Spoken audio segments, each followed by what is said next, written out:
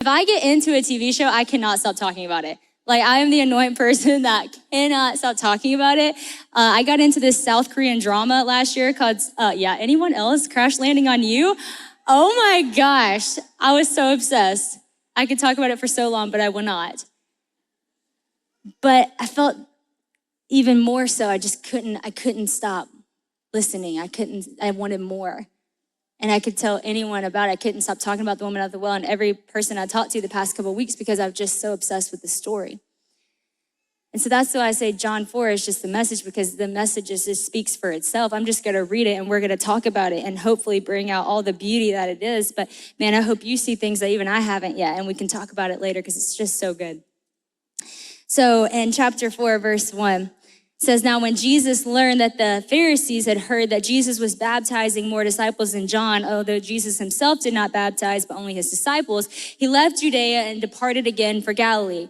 And he had to pass through Samaria. So he came to a town of Samaria called Sychar, near the field that Jacob had given to his son Joseph. Jacob's well was there. So Jesus, wearied as he was from his journey, was sitting beside the well. It was about the 6th hour. A woman from Samaria came to draw water. And Jesus said to her, give me a drink, for his disciples had gone away into the city to buy food. The Samaritan woman said to him, how is it that you, a Jew, would ask for a drink from me, a Samaritan woman? For Jews had no dealings with Samaritans.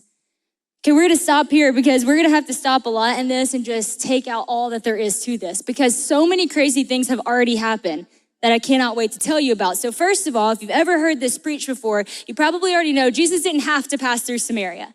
That was not what he had to do. That was clearly what he chose to do, because any other Orthodox Jew would not take the route through Samaria. Where he was coming from, it would have been better to take another route, because Jews did not want to have anything to do with Samaritans, so much so that they would have avoided going through their town completely. So first of all, he did not have to do that. He chose to do that, right? Second of all, men did not talk to women at the time in public like this. So first of all, they wouldn't have talked to a Samaritan woman because Samaritans were so looked down upon by the Jews. For hundreds of years, the Jews hated the Samaritans. They were looked at as unclean people. They were looked at as just so much lower than, so much less than. It was a really bad situation. And so they would not have talked to them. There was even laws. You can't stay in a Samaritan's house or there will be disgrace on your family. You can't drink of their dishes for sure. You couldn't do anything like that, or you would be known as unclean. Like, you can have no dealing with Samaritans. So already this is crazy. But then for a woman, it's even crazier because men don't speak to women in public. That's a disgrace.